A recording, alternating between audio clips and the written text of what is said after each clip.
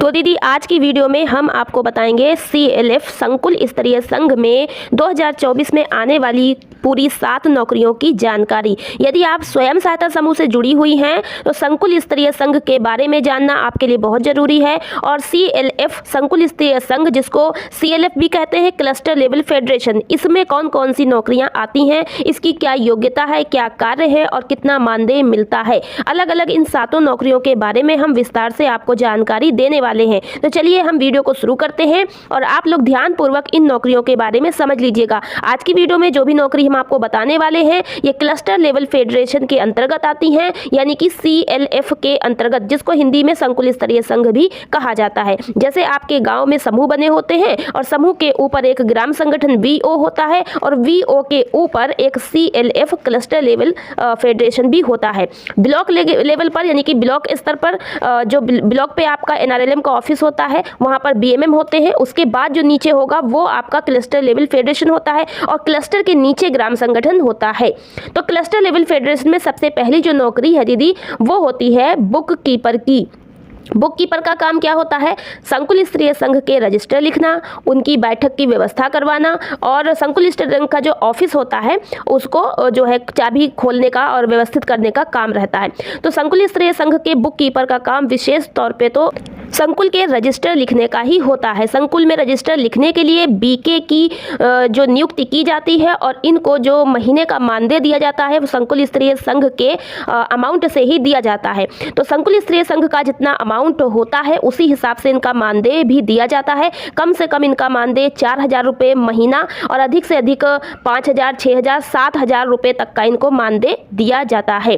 तो यहाँ पर आप लोगों को हर महीने क्लस्टर से ही मानदेय मिलेगा यदि आप BK के पद पर नियुक्त होती है। लेकिन BK के पद पर नियुक्त होने के लिए आपकी जो उम्र है वो 18 से ऊपर होनी चाहिए और आप जो है कम से कम हाई स्कूल इंटर पढ़ी होनी चाहिए। प्लस आपके पास एक जो है रजिस्टर लिखने का अनुभव भी होना चाहिए। भले ही आपने अपने स्वयं सहायता समूह के रजिस्टर लिखे हों या ग्राम संगठन के रजिस्टर पहले से आपने लिखे हों, अगर उसका आपके पास अनुभव है तो आपको CLF का बुक कीपर बनने के लिए वरीयता दी जाती है। CLF का बुक कीपर बनने के लिए आपको एग्जाम भी देना होगा जिसमें समूह से रिलेटेड, मैथ से रिलेटेड, ब्याज से रिलेटेड और समूह के फंड आदि से रिलेटेड क्वेश्चन पूछे जाते हैं और आपका इंटरव्यू भी होता है। उसके बाद ही आपका चयन होगा। तो BK के बारे में आपको जानकारी मिल गई होगी दीदी।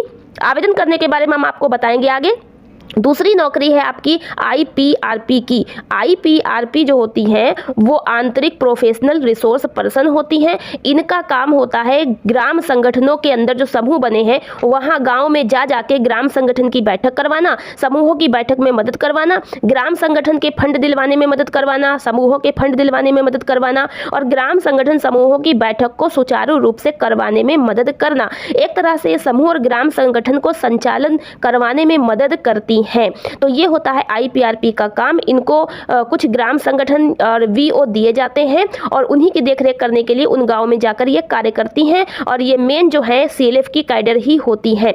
IPRP का चयन 2 वर्षों के लिए होता है और इनको मानदेय जो है कम से कम अगर देखा जाए तो 10,000 रुपये, 8,000 रुपये महीना में कमा लेती हैं। इससे ज़्यादा भी कमा सकती हैं। अलग अलग स्तर पर, जैसे अपने गाँव में काम करेंगी तो उसकी इनकम अलग होगी और जिले स्तर पर करेंगी तो इनकम बढ़ के होगी और इससे ऊपर करेंगी तो इनकम और बढ़ के होगी। इनको TA DA भी दिया जाता है, यात्रा भत्ता, भोजन भत्ता आदि भी मिलता है और इनकी जो योग्यता है वो कम से कम हाई स्कूल इंटर इनको भी मांगा जाता है और 18 से ऊपर ही इनकी भी एज होनी चाहिए। इनकी भी लिखित परीक्षा और इंटरव्यू होगा, उसके बाद ही इनका चयन होता है। BK और IPRP के चयन में यह विशेष तौर पे ध्यान रखिएगा कि इनका जिस ग्राम संगठन से, जिस CLF से इनका आवेदन होता है उस CLF में इनका चयन नहीं होता है, दूसरे CLF में इनका चयन होता है। ठीक है।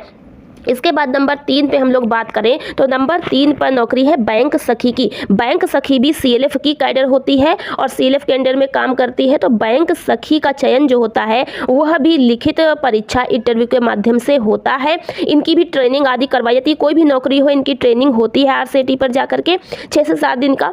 तो बैंक सखी कम से कम हाई स्कूल पढ़ी हो, उसको अंक गणित का ज्ञान होना चाहिए और कंप्यूटर, मोबाइल आदि थोड़ा बहुत नॉलेज होनी चाहिए जिससे कि वो अच्छे से काम कर सके। बैंक सखी को बैंक शाखा में बैठाया जाता है, जिसके लिए उसे सपोर्ट फंड भी दिया जाता है। और इसके अलावा इनको मानदेय जो है इनके कार्य के अनुरूप मिलता है और अधिक से अधिक ये 6,000 रुपये महीना कमा सकती हैं, कम से कम 3,000 रुपये महीना कमा सकती हैं।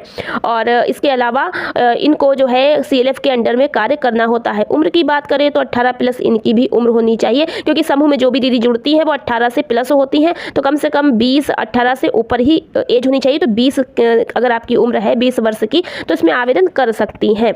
तो बैंक सखी बनने के लिए आपको बैंकिंग से रिलेटेड क्वेश्चन पूछे जाएंगे, समूह से रिलेटेड क्वेश्चन पूछे जाएंगे, यही कुछ क्वेश्चन होंगे जो आपसे पूछे जाएंगे। इसकी तैयारी आपको करनी पड़ेगी। इसके अलावा अगली नौकरी है आपकी सोलर सखी की नौकरी। अब दीदी आपको बता दें, सोलर सखी की नौकरी कोई मतलब ये नहीं है, ये एक प्रकार से रोजगार है, क्योंकि यह CLF के द्वारा जो है कंपनियों से टाई अप करके प्रोडक्ट का लिया जाता है। एक तरीके से कितने प्रोडक्ट बनाने हैं उसके लिए लिया जाता है। एक तरीके से महिलाओं को इसमें जोड़ करके रोजगार दिया जाता है। महिलाएं इसमें क्या करती हैं, लैंप आदि जो बत्ती है, बल्ब आदि जो LED बल्ब होते हैं उनको बनाने का कार्य करती हैं। जितने बल्ब बनाएंगी उसी प्रकार से इनको उसका मेहनताना दिया जाता है। तो महीने में आपका पूरा जितना जोड़कर आपने कार्य किया है वो आपका मानदेय बनेगा, वो आपको दे दिया जाएगा CLF की तरफ से।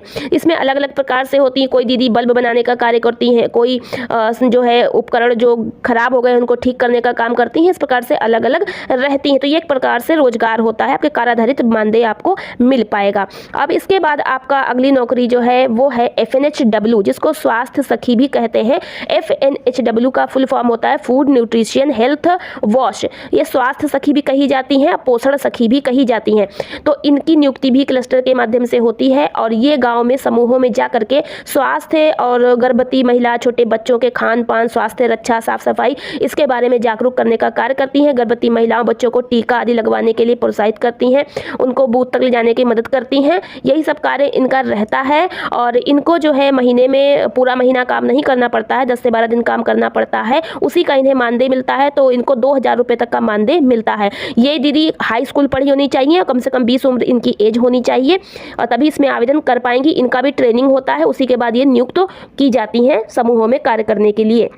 इसके बाद आपकी अगली जो नौकरी क्लस्टर के द्वारा आप लोगों को मिलेगी समूहों में वो है ड्रोन सखी की। और ड्रोन सखी की नौकरी 2024 में नई नौकरी आई है, क्योंकि नया जो है एक योजना सरकार के द्वारा शुरू की गई है, केंद्र सरकार के द्वारा ड्रोन दीदी योजना के नाम से। इसमें ड्रोन सखी 2 तरह से रखी जाएंगी। एक तो होगी ड्रोन पायलट सखी जो कि ड्रोन को उड़ाने का काम करेगी, और दूसरी होंगी ड्रोन जो है सहायक सखी जो कि ड्रोन अगर खराब होता है तो उसकी मरम्मत आदि करने का कार्य करेंगी। दोनों ही सखियों का अलग अलग मानदेय होगा। इसमें बताया जा रहा है कि जो ड्रोन पायलट सखी हैं उनको महीने का 15,000 रुपये दिया जाएगा और कम से कम हाई स्कूल इंटर पढ़ी दीदी इसमें ली जाएंगी।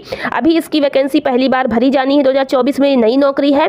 तो इसमें क्या कुछ होता है ये अब आपको आगे मालूम चलेगा। फिलहाल तो मैंने सारी नौकरियों के बारे में आपको बता दिया है जो भी 2024 में इस समय आने वाली है। इसके अलावा एक और नौकरी जो है CLF CRP की, ये भी क्लस्टर के अंडर में नौकरी रहती है। और CLF CRP का काम होता है, क्लस्टर के द्वारा उनको बताया जाता है कि आपको ग्राम संगठनों का गठन करने के लिए जाना है। तो CLF CRP जो है ड्राइव पर जाती हैं और गांव में समूहों को जोड़कर उनके ग्राम संगठन बनाने का कार्य करती हैं। ग्राम संगठन गठन के अनुरूप ही इन्हें कार्य के आधारित मानदेय मिलता है और इनके गांव के हिसाब से इनको अलग मिलता है। गांव लेवल पर काम करती हैं और ब्लॉक लेवल पर, और अगर जिले लेवल पर कार्य करती है तो अलग मिलता है और TADA भी मिलता है। तो महीने का इनका 10 से 15,000 मानदेय इनको बन जाता है, जैसा कार्य करेंगी उसी के अनुरूप। और इसमें जो दीदी लोग आवेदन करेंगी वो कम से कम 8वीं पढ़ी दीदी इसमें आवेदन कर सकती हैं और इनको समूहों का अच्छा ज्ञान हो और पहले से ICRP या BOCRP के पद पर कार्य कर चुकी हूँ। इन सभी नौकरियों का आवेदन आपको किस प्रकार से करना है, इसके लिए आपको अपने ब्लॉक पर NRLM ऑफिस में जाकर के ऑफलाइन आवेदन करना होगा। समय समय पर ब्लॉक से आवेदन शुरू होते हैं और फॉर्म भरवाए जाते हैं, तो आप सभी को अपने ब्लॉक से जानकारी बनाए रखनी है। जैसे ही जिस नौकरी के लिए आवेदन शुरू होगा आप वहाँ पे जाकर के आवेदन कर सकती हैं ताकि आप इसमें कार्य कर पाएं। और यदि आपको बता दें, आप लोगों को मोबाइल चलाना जरूरी आना चाहिए, क्योंकि अब ऐप पर भी सब डाटा अपलोड करना होता है ताकि आप मोबाइल पर कार्य कर सकें। तो यह थी क्लस्टर CLF को लेकर के नौकरियों के बारे में कुछ महत्वपूर्ण जानकारी। आशा करते हैं आपको इस वीडियो से काफ़ी हेल्प हुई होगी। वीडियो पसंद आई तो लाइक और शेयर कीजिए, चैनल को सब्सक्राइब कीजिए। धन्यवाद।